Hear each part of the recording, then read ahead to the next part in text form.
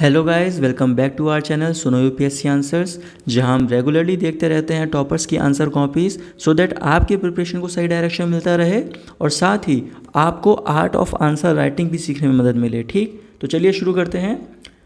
हम लोग देख रहे थे जीएस 3 की कॉपी, जिसमें अब तक हम लोगों ने 2 पार्ट कंप्लीट कर लिए थे और जिसमें हम लोगों ने क्वेश्चन नंबर 8 तक देखा था।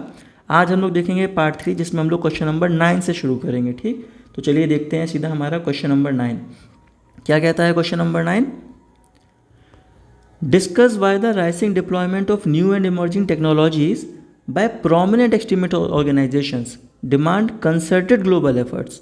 तो हमारी कुछ वायलेंट एक्सट्रीमिस्ट ऑर्गेनाइजेशंस हैं जो कुछ न्यू और इमर्जिंग टेक्नोलॉजीज़ का यूज़ कर रही हैं और उनको फाइट करने के लिए हमको ज़रूरत है कुछ ग्लोबल एफर्ट्स की। ये हमारा क्वेश्चन कहता है। तो क्या है, इस क्वेश्चन को कैसे डिस्कस करेंगे, चलिए शुरू करते हैं। देखते हैं इसका इंट्रो कैसे हुआ। Extremist organizations like ULFA, ISIS and LET have used various emerging technologies bypassing the institutional safety nets, hence demands collaborated efforts। तो क्या कहा गया, जो बात यहाँ क्वेश्चन में कही गई है उसी को ये इस्टेब्लिश कर दिया गया बाय एडिशनिंग सम फैक्ट्स, जैसे कि yes there are organisations like these which are using some technologies. तो प्रॉब्लम ये है इससे कि these are bypassing our safety nets, hence demands collaborated efforts. तो ये क्यों है डिस्कस कीजिए, इसको हैंस करके प्रूव किया गया। ये बात मैं क्यों इतने अच्छे से बता रहा हूँ, क्योंकि अभी तक हम लोगों ने देखा whenever we are doing any intro, तो हम क्या करते हैं, या तो हम उसमें कभी कुछ डिफाइन कर दिया करते थे, या फिर कभी कोई डेटा दे दिया करते थे, या फिर कभी कोई करंट का इवेंट्स देते हुए बता दिया गया जो बात कही गई है कि हाँ ये इशू है। यहाँ हमने क्या देखा कि जो बात यहाँ कही गई उसको रिएट्रेट किया गया, मतलब री इस्टेब्लिश कर दिया गया कि जो बात यहाँ कही गई है वो बिल्कुल सही है और क्यों सही है। तो ये कई सारे तरीके हैं इंट्रो करने के। ठीक, तो ऐसे हमने देखा कि इसको इंट्रो किया गया। अब चलिए चलते हैं मेन बॉडी में। क्या है main body, new and emerging technologies. तो क्या है वो टेक्नोलॉजीज, जैसे कि बताया गया Pulwama attack use YSMS malware cyber threat, drone attacks and surveillance. तो ड्रोन अटैक्स होते हैं, crypto currency for terror financing है, रोबोटिक्स है, 3D मैन्युफैक्चरिंग सिस्टम है for arms and ammunition, social media का भी यूज़ होता है फॉर पोलराइजेशन एंड रेडिकलाइजेशन, और फिर AIML मतलब machine learning for monitoring and detecting patterns. तो हम अगर इस क्वेश्चन में बॉडी में देखें क्या टेक्नोलॉजी की बात की गई, तो एक हमको बहुत ही स्पेसिफिक एग्जांपल दिख रहा है, Pulwama attack used YSMS malware cyber threat है जो, ठीक है। पर इसके अलावा अगर हम गौर करें, ये बहुत ही जनरल पॉइंट्स हैं। क्या, वही ड्रोन अटैक्स की बात की गई, क्रिप्टो करेंसी है, रोबोटिक्स है, तो क्रिप्टो करेंसी फाइनेंसिंग के लिए, रोबोटिक्स आर्म्स के लिए है, सोशल मीडिया पोलराइजेशन के लिए है, मशीन लर्निंग है मॉनिटरिंग और डिटेक्टिंग पैटर्न्स के लिए। ठीक है, तो टेक्नोलॉजी का यूज़, ये जो जनरल पॉइंट्स हैं, सवाल ये है कि क्या आपको ये पॉइंट्स पता थे।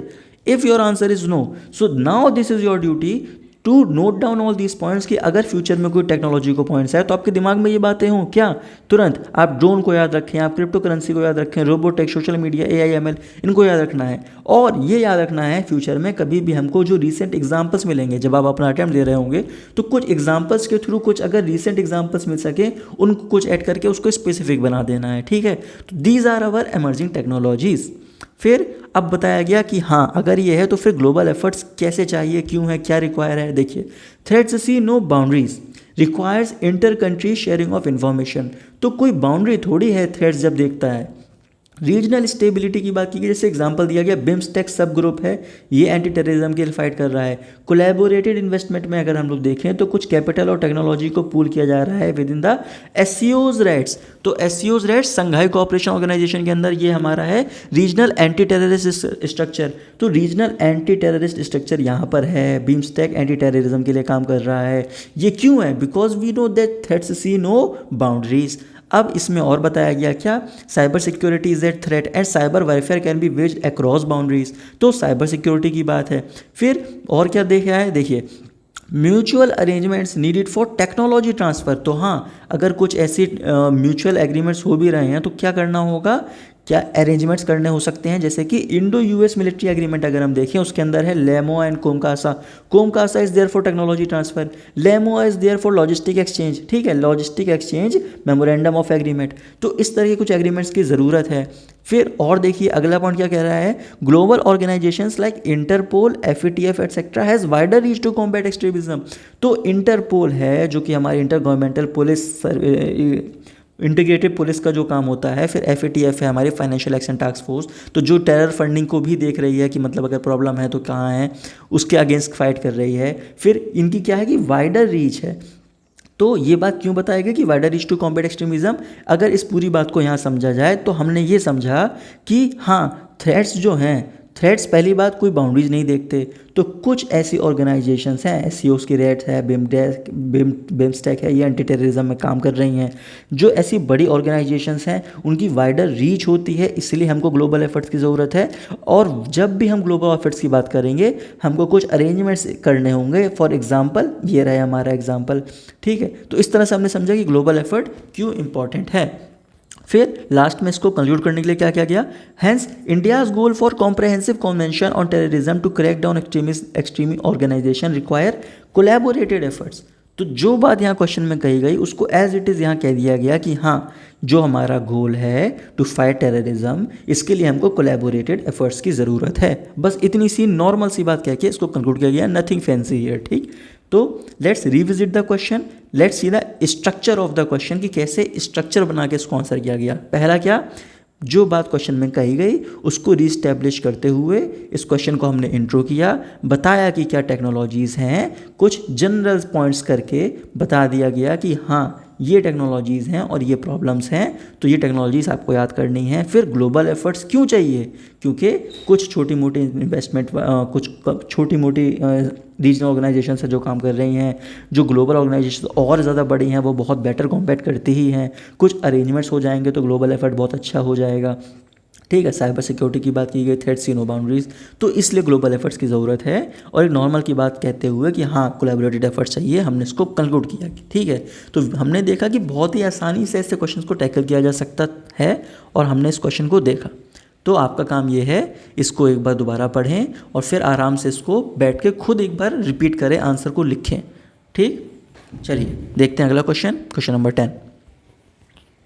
With the line of actual control remaining tense after the Galwan and Yangtze incidents and both India and China ramping up infrastructure in the border areas, discuss the role that ITBP plays in the region। तो क्या बताया गया कि LAC में जो tense situation बनी रहती है because of India China several times of conflict, वहाँ पे ITBP का क्या रोल है ये बात करनी है, ठीक है।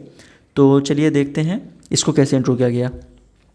Even after sharing treaty on peace and tranquility in 1994 and strategic partnership in 2004, India-China borders remain vulnerable by external attacks, thus necessitating institutional arrangements। एक चीज़ दिमाग में आ रही है, शायद treaty on peace and tranquility it was not in 1994, it was I think September 1993, okay, so 1993 it was.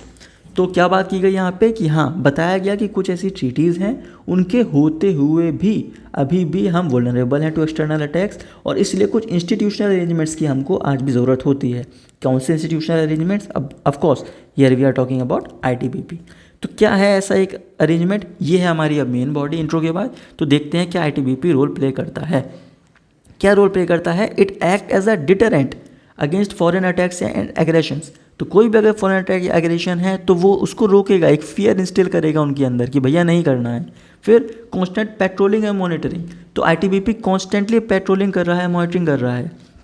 Partnership with local citizens similar to operation Pahal in JNK, तो local citizens के साथ partnership हो जाती है ITBP की। They can work as an informer, ताकि हमको information मिलती रहे, ठीक है। तो क्या देख रहे हैं हम लोग कि पेट्रोलिंग मॉनिटरिंग कर रहा है, लोकल सिटीजन की हेल्प ले लेता है, ये इंस्टिल करता है, एक फियर को डिटरेंट का काम करता है। फिर participate in vibrant village programme to improve the infrastructure gap in the neighbouring areas, तो ऐसे कुछ प्रोग्राम्स में पार्टिसिपेट करके इंफ्रास्ट्रक्चर गैप्स को भी फिल कर रहा है, कैपेसिटी बिल्डिंग में हेल्प कर रहा है, ठीक है। अगर ITBP है तो एक कैपेसिटी बिल्डिंग भी हो रही है। एग्जाम्पल दे दिया गया है एक, use of AI to translate Mandarin to Hindi. फिर अगला क्या है, information dissemination for intelligence network and swift decision making. तो इन्फॉर्मेशन डिसैमिनेशन का काम हो जाता है because of ITBP there for intelligence network and swift decision making. फिर बॉर्डर प्रोटेक्शन की बात की गई and reinforcement of technology intervention to make border infrastructure stronger. तो हमने देखा कि बॉर्डर प्रोटेक्शन में काम कर रहा है, और भी तरीके से बोला जा सकता है इसको कि बॉर्डर को होल्ड करके रखता है कि भैया बॉर्डर जहाँ है वो कहीं ऊपर नीचे ना हो, ठीक है। क्योंकि ऑफकोर्स वी नो दिस कि चाइना बहुत बार बार इन्फिल्ट्रेट हो तो करता ही है। और भी हम लोग अगर बात करें तो जैसे लोकल सिटीजन्स के साथ पार्टनरशिप की बात की गई, तो हम लोग लिख सकते हैं यहाँ पे ईयर्स टू ग्राउंड अप्रोच, ठीक है, ईयर्स टू ग्राउंड अप्रोच कहते हैं इसको, तो ऐसा एक नाम दे दिया जा सकता है। फिर हायरिंग लोकल्स भी हम लोग कह सकते थे कि आईटीबीपी का क्या रोल है। यहाँ पे हम लोग जो हायर्स करते हैं कभी कभी लोकल्स को यहाँ पे, या फिर यही लोग जब फोर्सेस में आते हैं तो इनकी अडेप्टेबिलिटी ज़्यादा होती है to the harsh environment of Himalayas, ठीक है। तो ये एक पॉइंट निकल के आ सकता है यहाँ पे, इन्फिल्ट्रेशन को तो रोकता ही है। फिर हम लोगों ने वो सारी बातें कर ली, ठीक है। तो ये कुछ जनरल पॉइंट्स हम लोगों ने देखे कि क्या आईटीबीपी का रोल हो सकता है। अब बात की गई है आगे कुछ शॉर्टकमिंग्स की, कुछ चैलेंजेस की, तो क्या है वो देखिए। Lack of theatrisation as recommended by Shekatkar committee. तो सेतकर कमेटी ने क्या कहा था, सेतकर कमेटी ने कि थिएटराइजेशन नहीं है, मतलब क्या कि एक ऐसा कमांड सिस्टम नहीं है जहाँ से सारी आईटीबीपी को एक साथ हम लोग मॉनिटर कर सके। So this is lack of theatrisation, कोई ऐसा थिएटर कमांड का होना। फिर scope of use of modern technology for capacity building. अब कैपेसिटी बिल्डिंग तो है बट अभी भी वहाँ पर स्कोप है कि और ज़्यादा मॉडर्न टेक्नोलॉजी का यूज़ किया जा सके। ये बात भी कही गई थी हमें मधुकर गुप्ता कमेटी के थ्रू। फिर lack of strength and training की बात की गई है कि भैया और सब ठीक है लेकिन अभी स्ट्रेंथ और ट्रेनिंग में और ज़्यादा कमी है। जोग्राफिकल टेरेन्स और क्लाइमेट वहाँ का बहुत हार्श है। और यहाँ क्या गया है, parliamentary standing committee noted that most expenditure on border development on infrastructure, no health and education. अब यहाँ पर देखिए एक्सपेंडिचर जो ज़्यादातर है वो बताया गया कि इंफ्रास्ट्रक्चर में जा रहा है, तो हेल्थ और एजुकेशन में एक्सपेंडिचर नहीं जा रहा। अब ये बात हम लोग एक्सटेंड कर सकते हैं और बेटर पॉइंट जनरेट करने के लिए, कैसे कि lack of strength and training, तो यहाँ पर एक्सपेंडिचर ही नहीं है to improving their strength, improving their training. अब जोग्राफिकल टेरेन्स वहाँ पे टफ हैं, हार्श क्लाइमेट है, तो they will need better equipments. अब इक्विपमेंट्स के लिए बताया जा सकता है क्या कि भैया नहीं आ रहे हैं फंड्स, एक्सपेंडिचर नहीं है, ठीक है। तो स्ट्रेंथ के लिए, ट्रेनिंग के लिए, बेटर इक्विपमेंट्स के लिए यहाँ पे एक्सपेंडिचर की ज़रूरत है। और क्या शॉर्टकमिंग्स हो सकती हैं, we know the terrain is high, तो फिर वहाँ पे क्या है, कम्युनिकेशन की प्रॉब्लम हो सकती है, लॉजिस्टिक्स की प्रॉब्लम हो सकती है, तो that is also one point. तो ये सारे पॉइंट्स हम लोग के निकल के आ रहे हैं। फिर lack of maintenance of border infrastructure, तो ये बताया गया कि उसके बाद भी जो बॉर्डर इंफ्रास्ट्रक्चर है उसका मेंटेनेंस नहीं हो पाना, तो ये भी एक शॉर्टकमिंग के लिए बताया गया। एक वेरी जनरल पॉइंट जो हमने अभी डिस्कस किया वो ज़्यादा बेटर पॉइंट्स थे, हम लोग वो लिख सकते हैं, ठीक है। तो ऐसे करके हमने देखा कि 6-7 पॉइंट्स निकल के आ रहे हैं हमारे। फिर इसको अब कंक्लूड करने के लिए क्या किया गया, hence the borders of the country is being protected by the great of organisations like ITBP that keeps India sailing new heights. तो फिर से एक बहुत ही जनरल पॉइंट्स के साथ कंक्लूडिंग, नथिंग फैंसी हियर, कोई एक्स्ट्रा पॉइंट नहीं है, बस इतना कहा गया हाँ कि आईटीबीपी जैसी ऑर्गेनाइजेशंस हैं जो इंडिया को नई हाइट्स पे पहुंचा रही हैं। तो ये मैं क्यों बता रहा हूँ कि जनरल बात है, क्योंकि हम लोग ये समझेंगे कभी कभी कि भैया कंक्लूजन जब लिखना है तो हाँ कुछ अच्छा फैंसी ही होना चाहिए, कुछ अच्छी एसडीजी की रिपोर्ट डाल दो, कोई कमेटी डाल दो। It is not always necessary, और ऐसा नहीं है कि नेसेसरी नहीं है, we do not have time. पता है कि भैया क्वेश्चन खत्म हो गया, टाइम नहीं है, तो जो जल्दी से आया उसको करके निकलो, and trust me still you will get good points here. क्यों, क्योंकि जो स्ट्रक्चर होना चाहिए वो है, शॉर्टकमिंग्स हैं, सब कुछ है, ठीक है। तो कंक्लूजन ऐसा हो जाता है, ये नॉर्मल है, बस इतनी है मेन बात यहाँ पे, ठीक है। तो चलिए फिर से इस क्वेश्चन को रिविजिट करते हैं और शॉर्ट में इसके स्ट्रक्चर को देखते हैं। क्या किया गया, बताया गया कि हाँ कुछ इंस्टीट्यूशनल अरेंजमेंट की ज़रूरत है क्योंकि अभी भी हमारे अटैक्स वल्नरेबल हैं टू एक्सटर्नल अटैक्स। तो क्या है वो, आईटीबीपी जैसे हैं ऑर्गेनाइजेशंस। तो रोल के लिए क्या बताया गया कि ये डिटरेंट का काम करते हैं, लोकल सिटीजन के साथ पार्टिसिपेट करना, पेट्रोलिंग में काम करना, कुछ प्रोग्राम्स में पार्टिसिपेट करना, कैपेसिटी बिल्डिंग, इन्फॉर्मेशन डिसेमिनेशन और बॉर्डर प्रोटेक्शन, इस तरह की कुछ चीज़ें हैं जहाँ पे आईटीबीपी रोल प्ले करता है।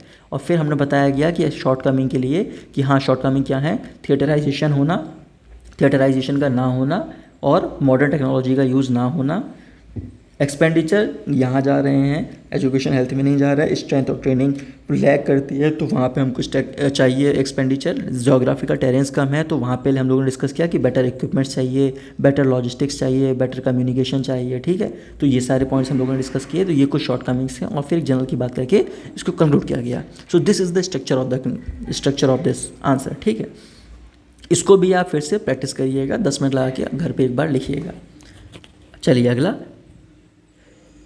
Do you think there is a need for shift from land productivity to irrigation water productivity in India, justify your answers, what are the challenges in making this shift, explain. तो क्या है कि अभी हम लोग land productivity में हैं अभी हम लोगों को यहाँ से जाना है इरिगेशन वाटर प्रोडक्टिविटी में।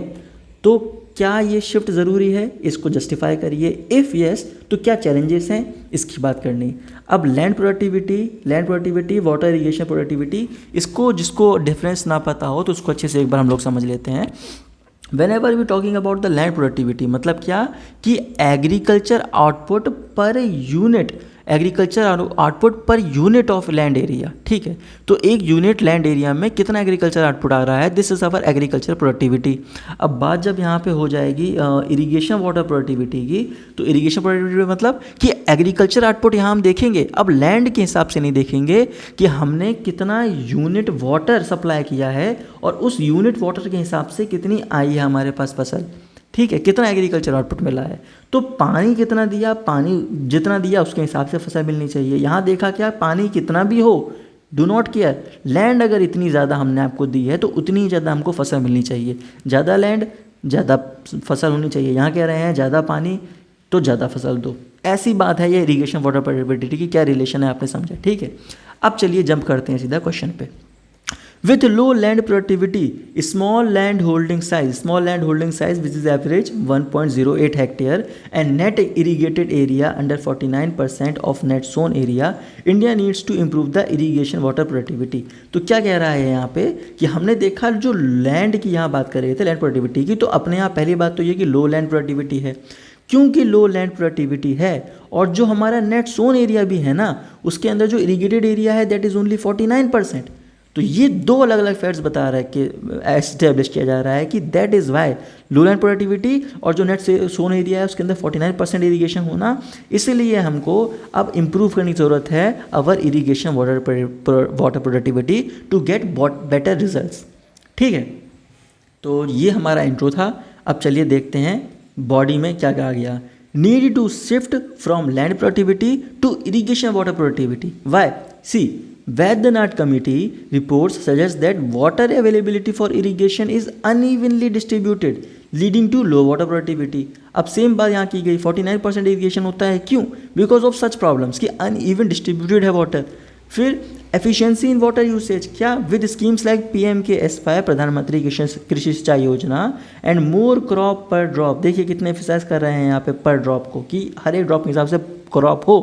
Stresses on the judicious use of water as per capita water has dwindled from in 1947 how much it was 6000 meter cube per person and now in 2020 how much we have 1340 meter cube per person। कितना ज़्यादा पानी कम हो गया है, that is why we need to be like cautious about the water usage। ठीक है, फिर ground water depletion की भी बात की गई। Fifth irrigation census notes that 63% decline in ground water from 2007 to 2017 necessitating judicious use. तो हम लोगों ने क्या क्या देख लिया, ग्राउंड वाटर डिप्लीट हो रहा है बहुत ज़्यादा, ऑलरेडी वहाँ पे पानी हम लोग का कम हो चुका है as compared to 1947 level. Vaidyanath committee ने भी बताया कि वाटर जो है भी वो अनइवनली डिस्ट्रीब्यूटेड है। All these things leads to कि भैया पानी के लिए जुडिशियस यूज़ करना है। फिर और क्या बातें आगे की गई, meanings of subsidy, no control and legislation of water productivity has led to exploitation of electricity subsidy. अब अगर वाटर प्रोडक्टिविटी पे हम लोग ध्यान नहीं दे रहे हैं, इसी वजह से इलेक्ट्रिसिटी भी ज़्यादा यूज़ हो रही है, एक्सप्लॉयट कर रहे हैं। क्यों? क्योंकि पानी के लिए हम लोग अवेयर ही नहीं हैं। That is one problem. Green house gas emissions, carbon emissions need to be control with judicious use of pumps, motors and water resources. Of course जब फालतू में इलेक्ट्रिसिटी का यूज़ कर रहे हैं, पंप्स वगैरह चला रहे हैं, तो इलेक्ट्रिसिटी एमिशन होना, तो एनवायरनमेंट को भी इससे कितना ज़्यादा नुकसान है। CH4 emission, agriculture is one of the prime sources of methane emission. Water logging in rice sugar cane releases more toxic emissions. तो ये भी देखिए, वाटर लॉगिंग जब होती है राइस शुगर केन में, ये भी बहुत ज़्यादा टॉक्सिक एमिशंस को रिलीज कर रहे हैं। तो सिर्फ green house gas emissions is not only because of pumps and Motors, it is also because of agriculture. तो ऐसी प्रॉब्लम भी कम आएगी फिर अगर पानी पे ध्यान देंगे कि पानी का जुडिशियस यूज़ हो। ठीक है, ये कुछ प्रॉब्लम्स देखी। अब बात करते हैं चैलेंजेस की कि अगर मान लीजिए समझ लिया कि वाटर का यूज़ अच्छे से करना है, तो चैलेंजेस क्या हैं? चैलेंजेस है heavy dependence on water intensive crops. क्यों? क्योंकि 78% rice wheat out of all grains, तो 78% तो राइस और वीट ही हम लोग ग्रो कर रहे हैं। अब इनके लिए तो भैया हमको वाटर इंटेंसिव होना ही पड़ेगा ना। फिर सिमिलरली एग्री एक्सपोर्ट ब्रैकेट भी अगर हम लोग अपना देखें, जो हम लोग एक्सपोर्ट करते हैं, उसमें भी राइस और शुगर केन बहुत ज़्यादा है। अब राइस के लिए हमको चाहिए 35 लीटर पानी, 3500 लीटर पानी। 1 किलो शुगर के लिए चाहिए हमको 2500 लीटर पानी। तो जब हमारा एक्सपोर्ट भी ऐसा है तो भी हमको पानी चाहिए, ठीक है। तो these are two very important points. फिर अगली बात क्या की गई, small land holding 86% margin farmers, low scope of productivity. अब देखा हम लोगों ने कि जो लैंड होल्डिंग है वो तो कम ही है इन जनरल, तो कम है अगर तो प्रोडक्टिविटी भी कम होगी। तो इसलिए अगर हम लोग कुछ ऐसी टेक्नोलॉजीज़ का यूज़ करें जहाँ पर हम लोग इरीगेशन के हिसाब से प्रोडक्टिविटी को देखें तो शायद हमारे पास बेटर प्रोडक्टिविटी हो सके। तब हम लोग ध्यान देंगे कि पानी के हिसाब से निकले ज़्यादा से ज़्यादा फसल हो सके, ठीक है। फिर लो कैपिटल सपोर्ट की बात की, 30% credit from non institutional sources. तो ये एक प्रॉब्लम है। Populist policies like electricity subsidy, तो वही है कि इलेक्ट्रिसिटी सब्सिडी हम लोग दे रहे हैं बहुत ज़्यादा। तो वो बात ऊपर की गई थी कि इलेक्ट्रिसिटी सब्सिडी देने की वजह से बहुत ज़्यादा पंप वगैरह का यूज़ कर लेना, तो पानी का पहली बात exploitation, CH4 problem, green house gas problem, ठीक है। तो ये सब्सिडी से कुछ प्रॉब्लम्स होती हैं, ये कुछ चैलेंजेस हैं। अब मान लीजिए इन चैलेंजेस को टैकल करना है तो वे फॉरवर्ड क्या हो सकता है कि focus on productions of crops like millets जो कि ऐसी क्रॉप्स हैं जहाँ पर बहुत ज़्यादा वाटर इंटेंसिव नहीं होना। यहाँ पे प्रॉब्लम है वाटर इंटेंसिव क्रॉप्स, तो चलिए क्रॉप्स पे मिलेट्स जैसी क्रॉप्स में आ गए। फिर मिहिर सेन कमेटी ने यही बात की गई थी कि इफेक्टिव वाटर पॉलिसी करना है, तो एक कमेटी का नाम दे दिया गया। माइक्रो इरीगेशन इंफ्रास्ट्रक्चर फंड की बात की गई। क्यों फंड की बात यहाँ क्यों गई, क्योंकि देखिए माइक्रो इरीगेशन इंफ्रास्ट्रक्चर, अगर हम लोग इरीगेशन पे ज़्यादा ध्यान देना चाहते हैं और चाहते हैं कि हमारे जो फार्मर्स हैं वो माइक्रो इरीगेशन पे ध्यान दें, तो भैया it will not come cheap. तो ये भी एक चैलेंज यहाँ पे हम लोग लिख सकते थे, क्या कि हमारे जो फार्मर्स हैं अगर वो चाहें भी तो उनको 1 हेक्टेयर लैंड के लिए भी अगर इरीगेशन सिस्टम इंस्टॉल करना है तो कम से कम 2 से 3 लाख रुपए वहाँ लग जाएंगे। तो अगर 2 से 3 लाख रुपए लग रहे हैं तो that is a big challenge कि भैया वो फंड कहाँ से लाएं। तो इस्टेब्लिशिंग सम फैक्ट हेयर, ऐसा कुछ अगर फंड्स हियर, तो ऐसे कुछ फंड्स आ जाएँ तो हेल्प मिल जाएगी। फिर इंटरनेशनल कोऑपरेशन फ्रॉम इजराइल, जैसे कि नेटाफिन कॉरपोरेशन। तो नेटाफिन कॉरपोरेशन क्या थी, it is a global company Pioneer in drip irrigation industry, ठीक है। तो ड्रिप इरीगेशन इंडस्ट्री में ये हमारी इंडस्ट्रियल कॉरपोरेशन एक पायनियर है। तो अगर ड्रिप इरीगेशन जैसी फैसिलिटी चाहिए तो कहीं से कुछ कॉरपोरेशन से हम कोऑपरेट कर सकें। तो समझे, माइक्रो इरीगेशन की बात की गई, ड्रिप इरीगेशन की बात की जा रही है, ट्रेडिशनल मेथड्स की बात की जा रही है, जैसे कि ahar pyne in Bihar and cascade tanks in Tamil. Nadu traditional method, drip irrigation, micro irrigation, ऐसे फंड्स ले आना, ये कुछ हमारी वे फॉरवर्ड्स हैं। तो वे फॉरवर्ड भी देख लिए। अब बात करें कंक्लूजन की। Hence, not just doubling the income should be the goal, but sustainability and productivity must also be addressed. तो बताया गया, जो हम लोग यहाँ कहा जा रहा है बार बार कि doubling the income of farmers, that can not be only the end goal, बल्कि सस्टेनेबिलिटी पे भी तो ध्यान देना है, प्रोडक्टिविटी पे भी तो ध्यान देना है। तो इनको भी अभी हमको एड्रेस करना है, तब एक ओवरऑल जो हम चाहते हैं असर हमको तीनों स्फेयर्स के देखने के बाद एक अच्छा असर मिलेगा हमको सोसाइटी में, ठीक है, कि इनकम भी आए, सस्टेनेबिलिटी हुई हो और प्रोडक्टिविटी भी अच्छी मिलती रहे। That is the conclusion. अब चलिए रिविजिट करते हैं इसको और नज़र मारते हैं इसके स्ट्रक्चर पे। क्या किया है यहाँ पे इन्होंने बताया कि हाँ कुछ प्रॉब्लम्स हैं, जैसे कि इरिगेशन कम होना, लो लैंड प्रोडक्टिविटी होना, इसलिए इरिगेशन वाटर प्रोडक्टिविटी पे ध्यान दो। और इसको देखते हुए क्या बताया गया है कि क्यों शिफ्ट होना है, क्योंकि अनइवनली डिस्ट्रीब्यूटेड है हमारा वाटर जो पहले 6000 मीटर क्यूब था अब 1340 मीटर क्यूब पर पर्सन है, और ग्राउंड वाटर भी डिप्लीट हो रहा है, 63% डिक्लाइन 2007 टू 2017। फिर मीन्स ऑफ सब्सिडी जैसी चीज़ें हैं जो एक्सप्लॉयट कर रही हैं वाटर को, इलेक्ट्रिसिटी को। ग्रीन हाउस गैस एमिशन हो रहा है by so much electricity use and uses of pump and motor. CH4 emission होता है by agriculture when there is water logging crops. फिर चैलेंजेस की जब बात की जा रही है तो चैलेंजेस बताया गया, क्यों है चैलेंजेस, क्योंकि वाटर इंटेंसिव क्रॉप है वहाँ पे, एग्री एक्सपोर्ट ब्रैकेट भी हमको वाटर इंटेंसिव क्रॉप जैसी में ही है। फिर स्मॉल लैंड होल्डिंग है, इसलिए वाटर एफिशिएंसी पे ध्यान दिया जा सकता है। फिर पॉपुलिस्ट पॉलिसीज़ हैं, इलेक्ट्रिसिटी सब्सिडी, तो ये प्रॉब्लम तो है ही है। वे फॉरवर्ड की जब बात की जा रही है तो देखा कि क्रॉप्स लाइक मिलेट्स अगर इनको ले आएँ तो वे फॉरवर्ड हो सकता है। माइक्रो इरीगेशन की बात की गई थी, नेटाफिन कॉरपोरेशन जो ड्रिप इरीगेशन में है उसकी बात की गई है, ट्रेडिशनल मेथड्स का यूज़ किया गया है। तो ये कुछ हमारे वे फॉरवर्ड्स निकल आए। और बताया फिर क्लास में कंक्लूजन में सिर्फ इनकम को डबल नहीं करना है, सस्टेनेबिलिटी और प्रोडक्टिविटी को भी एड्रेस करना है। इस तरह से हमने इसको कंक्लूड किया। ठीक, तो इन तीनों क्वेश्चंस को आज हम लोगों ने देखा। ये हम लोगों का पार्ट 3 आज कंप्लीट होता है। अगले क्वेश्चन को हम लोग पार्ट 4 में एड्रेस करेंगे। अगर आपने अब तक जो क्वेश्चंस को देखा और इन सेशंस को देखा, अगर आपको कोई भी हेल्प मिली हो तो प्लीज़ इस चैनल को सब्सक्राइब करिएगा और अपने दोस्तों के साथ भी शेयर करिएगा। Thank you.